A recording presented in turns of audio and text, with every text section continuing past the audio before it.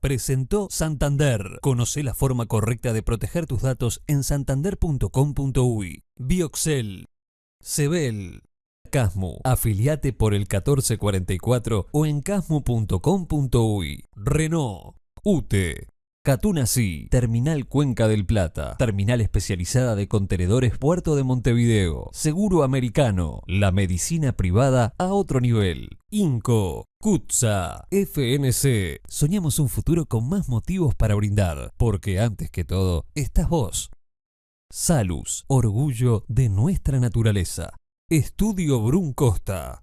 Grupo SACEM, una gran obra, se construye con un gran equipo. Y SWAT te ofrece el mejor servicio de hidroterapia para la rehabilitación de lesiones en la clínica del Estadio SWAT. Informate por el 2487-7047.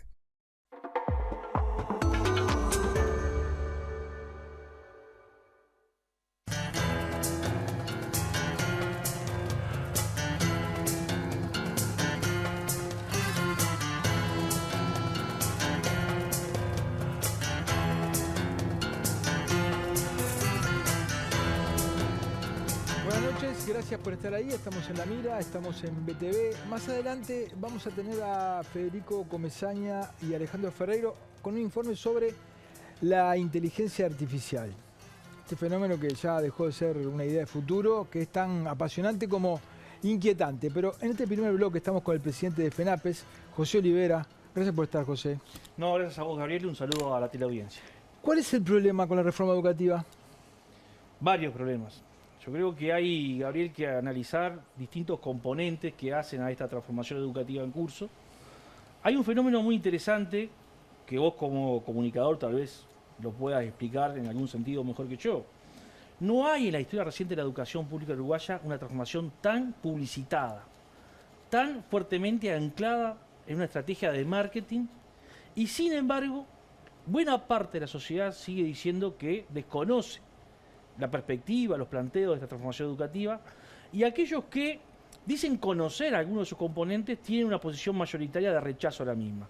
Quiere decir que esto nos coloca frente a un tema, un desafío importante, que es debatir saliendo de los lugares comunes, saliendo de las explicaciones con estrategia de marketing sobre el contenido de una transformación educativa que no lo comprende buena parte de la sociedad y no tiene, en principio yo diría, un respaldo social fuerte que es necesario para una verdadera transformación educativa en el país, sobre la base de que hay coincidencia de que hay que generar reformas, de que hay que generar cambios.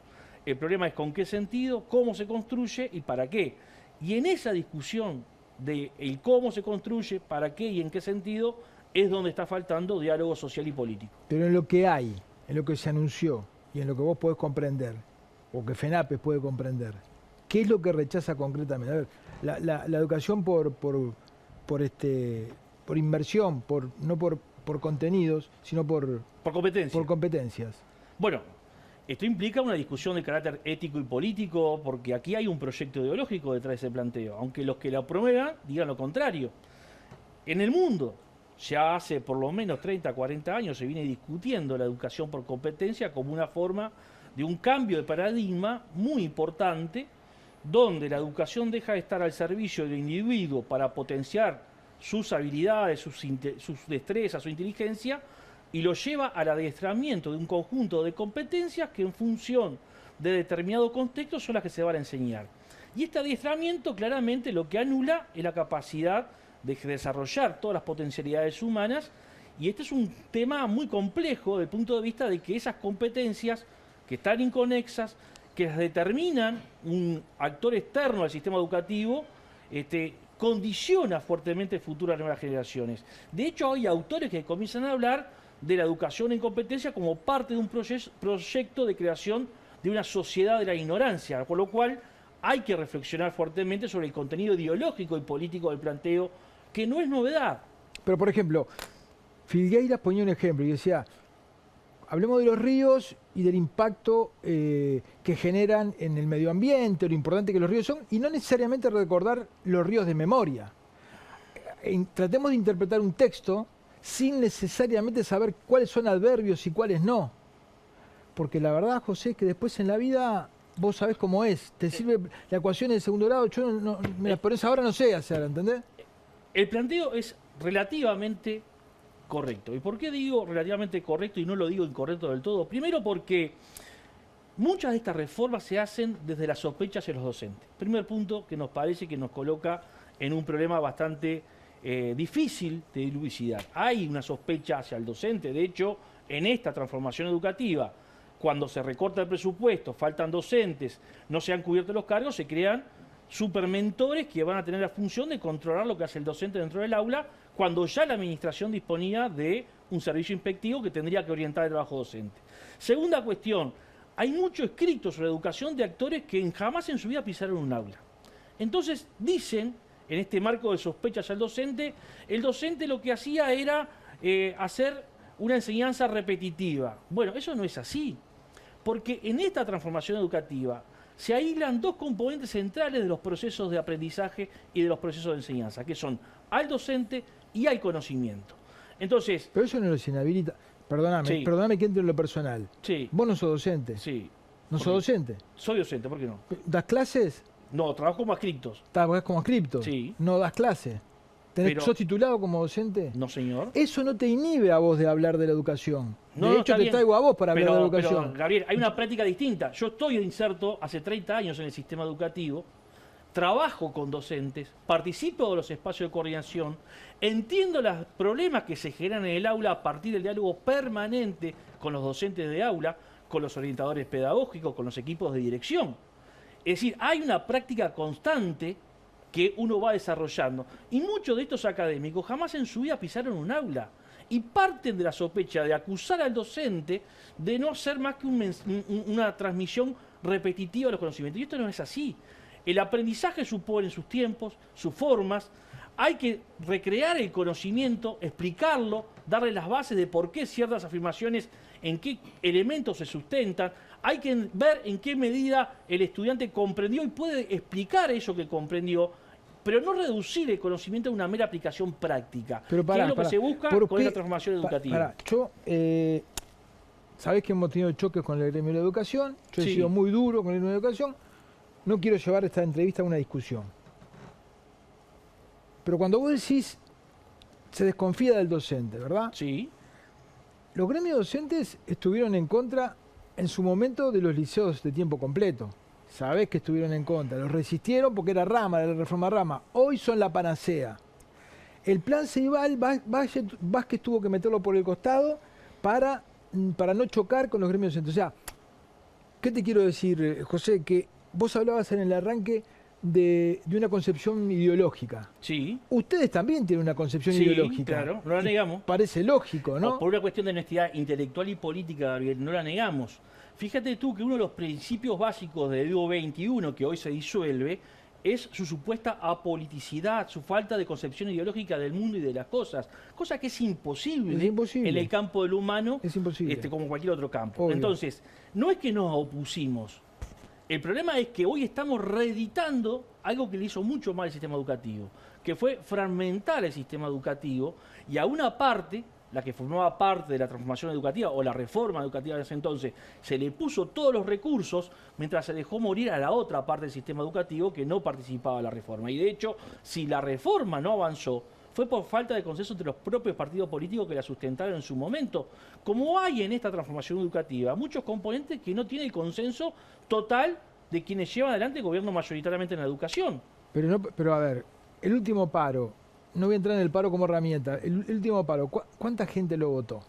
El último paro que tuvimos como federación lo hicimos el 8 de marzo en el marco de una definición general del movimiento sindical, con un nivel de acatamiento muy importante. Después la federación no tuvo otra paralización de actividad en lo que va del año en términos de federación nacional, que es lo que yo represento, ¿no? Te digo porque los cifras oficiales hablan de un 30% de acatamiento en secundaria y en algunos departamentos un 2%, 98% asistió. Quiero decir, tampoco entre los docentes hay un consenso respecto de esto. Y felizmente no lo hay. ¿Sabes por qué, Gabriel? Porque justamente cuando se enfrentan concepciones ideológicas tan opuestas, lo que tendríamos que estar generando es preocuparnos por un debate donde cada uno se sincere en el planteo. Sí. O sea, en el planteo de que las futuras generaciones, vos vas a hablar más tarde de la inteligencia artificial. un elemento, un componente que tiene varias aristas para ser discutida. Una de las primeras aristas es la cuestión ética y política, que hay que ponerla arriba de la mesa, porque si no, ¿qué estamos discutiendo? Entonces, hay actores hoy en el gobierno, y lo hubo antes, que partían de una supuesta politicidad, buscaban todos de acuerdo, pero no es tan así, porque en definitiva, hoy lo que estamos retrocediendo en términos de formación de las nuevas generaciones es un elemento central. En vez de generar condiciones para la democratización del acceso al conocimiento, en un mundo donde se divide cada vez más entre los que producen conocimiento y los que lo consumen, con las diferencias que esto genera, hoy estamos haciendo desaparecer el conocimiento como potencial de creación humana, como elemento para potenciar las cualidades personales, a un simple adiestramiento en competencias que no las determinas ni vos ni yo, las determina el mercado que es muy volátil, que es muy cambiante. Ustedes hablan de la mercantilización de la educación. ¿Qué significa eso? Esto que te estoy diciendo, transformar el conocimiento y la formación de las nuevas generaciones en una mercancía, porque la apuesta que se hace en el mundo globalizado en el cual vivimos, donde Europa, la OCDE particularmente, tienen un papel muy importante. El mundo en el que vivimos. Sí, pero ¿cuál es el mundo en el que vivimos, No, no podemos educar para el socialismo. No, yo no estoy hablando de educar para el socialismo, no fue el planteo nuestro jamás. Pero hablas de la en el mundo que vivimos nos quisieron vender la idea de que estábamos en la sociedad de conocimiento, de que el conocimiento era de acceso gratis, y hoy en el mundo hay países que no han recibido una vacuna contra el COVID. Es decir, el conocimiento tiene un valor, es una mercancía, y quien lo controle en términos de producción va a tener una determinada suerte en ese mundo que le toca vivir, y quienes lo consuman y no sean capaces de crear ese conocimiento van a tener otra situación. Y esta es la discusión central. Pero José, cuando hablamos de si educamos en una tendencia academicista o en una por competencia, hablamos de chiquilines que vos sabés de dónde salen, porque los docentes saben bien de dónde vienen. Sí, correcto. Sin comer, con frío, con unas chances de deserción enormes. Entonces, si vos me decís, ¿querés que Botija sepa todos los detalles de la batalla de las piedras o querés que se prepare para que cuando salga al mercado consiga laburo? Yo te hago la pregunta, Ray, ¿cuál es el mercado en el cual va a conseguir laburo? ¿Vos lo sabés? ¿Vos sabés cuál es el mercado dentro de 3 meses? Bueno, no. Bueno, entonces tenemos un problema. Bueno, pero reconozcamos que tenemos un problema. Claro, pero eso nos va a pasar siempre. No, ¿sabés por qué? Porque hoy, yo vuelvo a insistir, en el mundo, la fragmentación, la división entre quienes producen conocimiento y quienes lo consumen es brutal a nivel de los países, de las regiones y de las personas de carne y hueso concretamente. Entonces tenemos que generar una discusión política en serio en términos de educación, donde yo no puedo prescindir que la educación no tenga una relación con el mundo del trabajo. Sería obsceno plantear eso. Bueno, pero parecería. Pero no puede estar subsumida. Porque yo te pregunto a vos, ¿quién determina las competencias que hoy hay que adiestrar a los estudiantes? ¿Quién las determina? ¿Pero por qué usa la palabra adiestrar? Porque ese es el concepto que hay que aplicar. Ese es el concepto. En la propia bibliografía que sustenta esta posición ideológica, aparecen términos que a uno le llama la atención. Adiestramiento, coaching, ¿no? El docente facilitador, el docente ya no tiene un papel que cumplir en este proceso, simplemente de ser facilitador.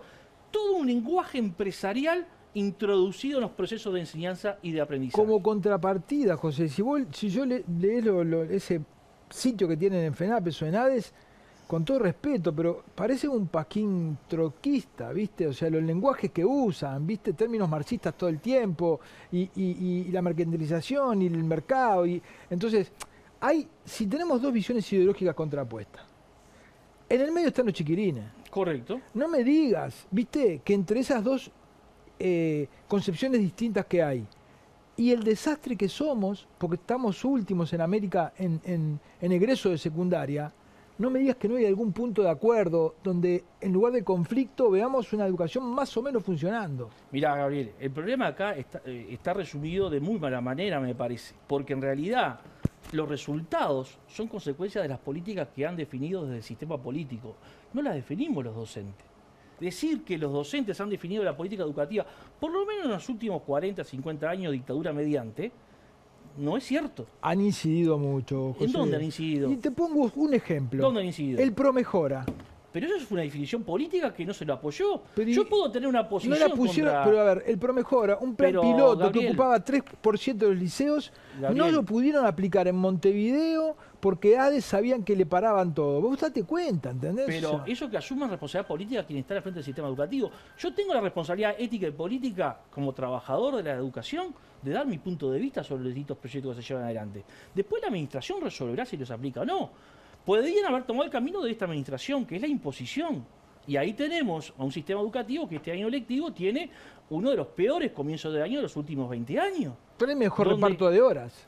¿A vos te parece que con 20.000 horas vacantes al día de hoy Pero hay un mejor reparto de horas? Mejor que en el 19 están las cifras oficiales, es mejor que el 19. Gabriel, ¿sabes lo que pasa? Que cuando yo reduzco el universo de distribución de horas, como está pasando producto de los recortes presupuestales, cualquier porcentaje te va a modificar el resultado final. Pero en realidad no teníamos hace muchísimos años que a 3 semanas de comenzar las clases hubiera más de 20.000 horas sin cubrir. Y esto solamente en secundaria. Ni te cuento las horas que hay en la UTU o en la educación técnico profesional, ni te cuento las horas que hay sin cubrir en formación en educación. Lo que te quiero decir es que Es no enorme. es nuevo el problema.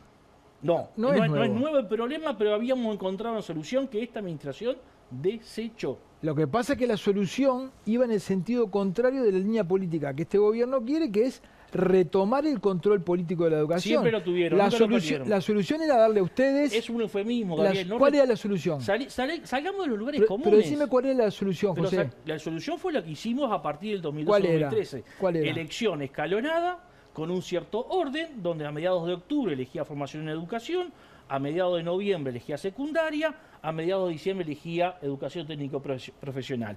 A vos te quedaba todo el mes de marzo para corregir los problemas que pudieran surgir y comenzar al inicio del curso ordenado. Eso hoy fue desechado nada más ni nada menos que por el presidente del Codicen de la ANEP. De hecho, los directores generales en la última reunión que tuvimos con el Codicen de la ANEP el lunes pasado, ¿sí?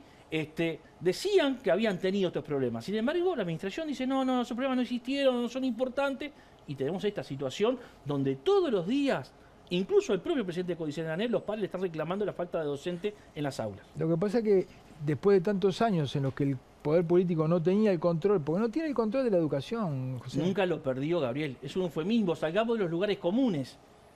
¿Quién no tuvo el control? Yo pregunto. Pero si estuvieron de la reinstalación trancando todo el democrática para acá. tiempo, José, los gremios estuvieron trancando todo Los el gremios tiempo. estuvieron dando su posición Bueno, como cualquier está bien. elemento en la sociedad. Está bien, está perfecto, pero siempre para trancar. No, señor, ¿sabe por qué? Porque cuando propusimos soluciones tampoco se nos escuchó. Mire, yo te voy a hacer un comentario al margen. En la pandemia, cuando arrancó todo el proceso de la pandemia, dijimos, hay un problema. Si nosotros no aseguramos la vinculación de la familia y el estudiante a través de distintos mecanismos con la institución educativa, se va a generar un problema de rezago muy importante y de desvinculación muy importante. Hicimos 2 propuestas concretas. Una era utilizar las campañas de bien público, que hay ley para eso, para hablarle a las familias directamente de la importancia de mantener el vínculo con las instituciones educativas. Se nos dijo que no era posible, porque estaba dedicada para otra cosa. Segunda propuesta, dijimos, ¿por qué la administración no hace lo que se ha hecho en otros países? Por ejemplo, publicar cuadernillos de trabajo que se repartía a los estudiantes, sobre todo en instituciones que permanecieron abiertas y con personal. Se nos dijo que no había presupuesto.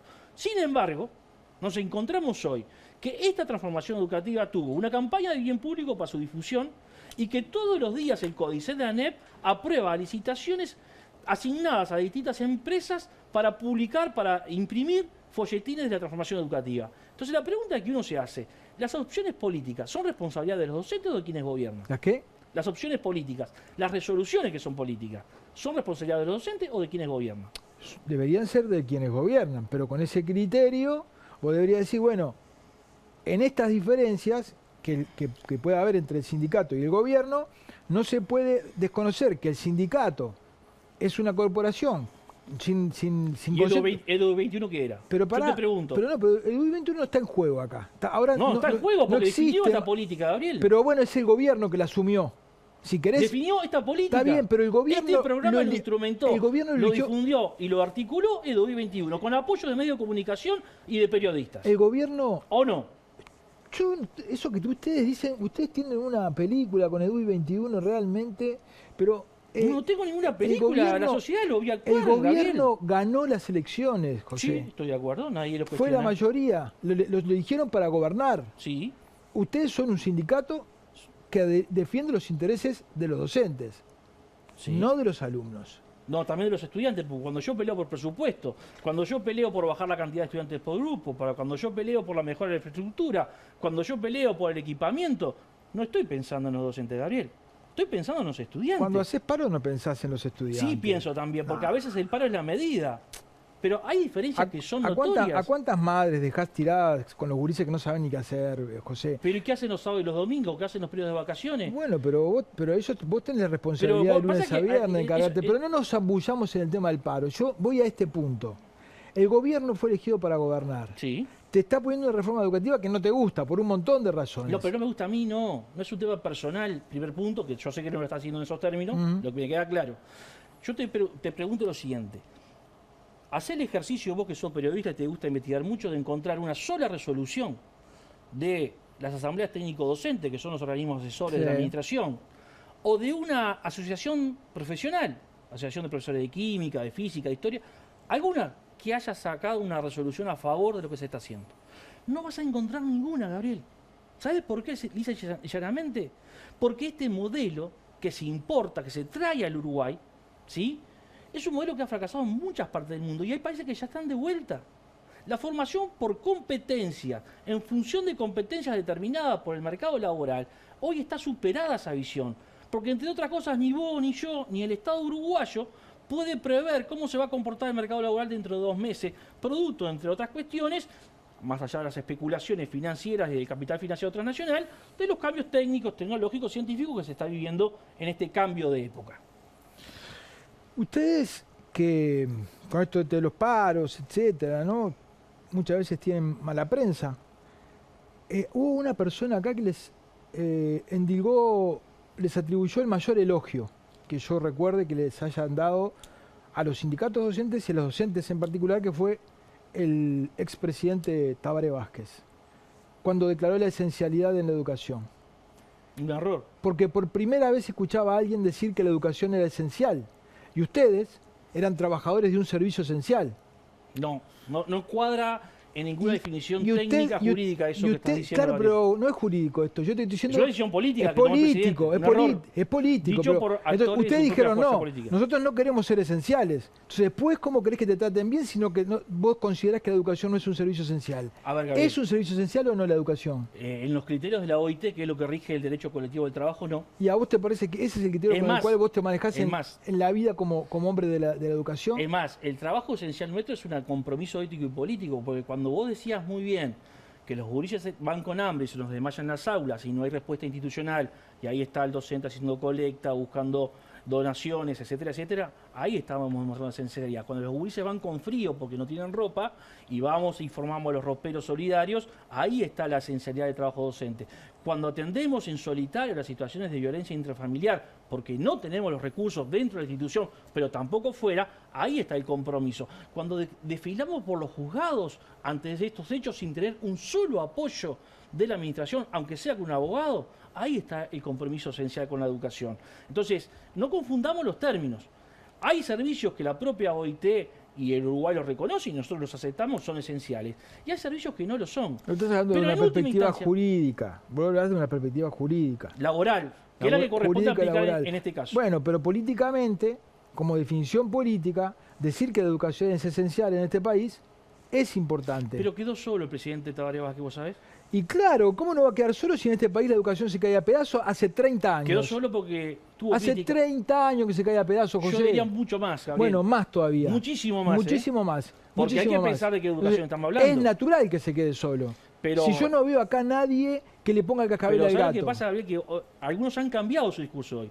Porque yo recuerdo a senadores que estaban en la oposición pegarle al expresidente Vázquez por el decreto de esencialidad, jugando del lado nuestro y hoy haciendo el juego contrario. O sea que acá tenemos la mediocridad política partidaria en el punto del orden del día. Yo digo, el Frente Amplio los tuvo a ustedes de adversarios y ahora están aliados. No creas que están aliados. Fíjate que hay cosas que se están discutiendo hoy en materia de educación que tienen que ver con muchos componentes que fueron introducidos ya desde las últimas 2 administraciones frente amplistas, particularmente desde la conducción de Wilson Neto al frente del Codicen de la ANEP para acá.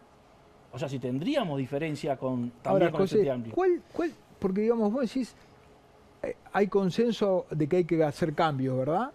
Y yo creo que lo venimos ¿Ustedes hablando hace tienen mucho un tiempo. proyecto de reforma? Tenemos un proyecto con varias propuestas que están puestas arriba de la mesa. ¿Como proyecto de reforma o con ideas? Y lo que hay que construir es un consenso político primero, ¿sabes?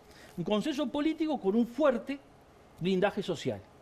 Y eso implica la participación desde los medios de comunicación, la familia, los estudiantes, cámaras empresariales, el movimiento sindical, para dar una perspectiva de mediano y largo plazo, que es la que la educación uruguaya no tiene, por lo menos hace 6 décadas. ¿Sabés que no nos vamos a poner de acuerdo en eso? No, pero hay algunos puntos comunes sí. Claro, ahí va. ¿Cuáles serían esos puntos comunes en los que pensás que puede haber acuerdo? Primera cuestión, el papel de la enseñanza pública como el organismo rector y vertebrador de toda la propuesta educativa.